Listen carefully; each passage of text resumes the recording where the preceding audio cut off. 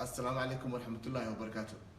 جماعة وناس والعيال ودنك waxaa laga soo sheegayaa dhibaatooyin fara badan oo ay ka mid yihiin abaaro waxyeeleeyay walaalahan ku nool gobolada waqooyi iyo dhexe. waxaa kaloo jira in amnigii oo faraha ka sii baxayo.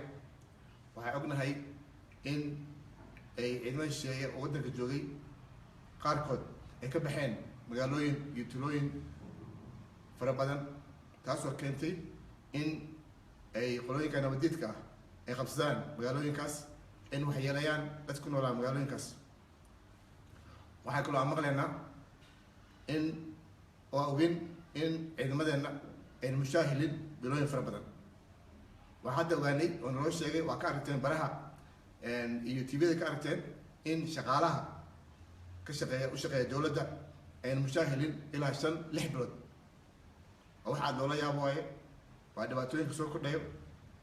waxaa kaloo aan ku jirnaa xilligii doorashooyinka 2016.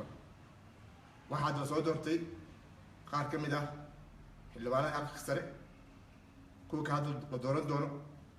waxaa kaloo insha Allah tacaala la dooran doonaa xildhibaanada aqalka hoose.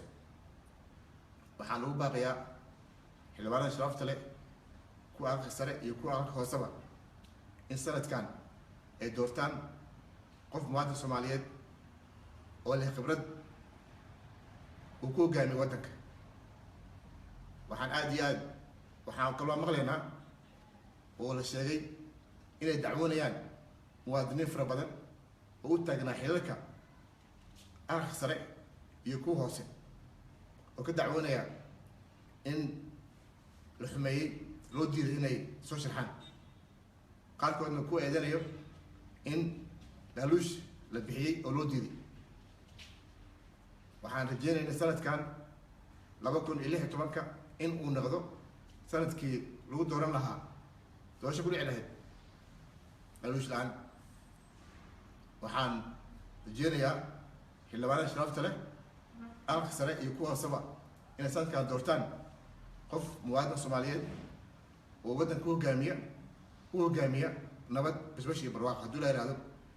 waxaan kaloo aan waalida Soomaaliyeed meel kasta ay joogaanba ka codsan lahaa in aan u kaalmeyno, u istaagno saa u kaalmeyn lahayn walaalahayn abaaro waxyeeleeyeen ee gobolada waqooyi iyo kuwa dhexba iyo meelaha kale ee waraha ka dhaceen. aan iskaalmeyno. Soomaaliya cid kale u naqno. Soomaali baa iskale. waa mahadsantihiin.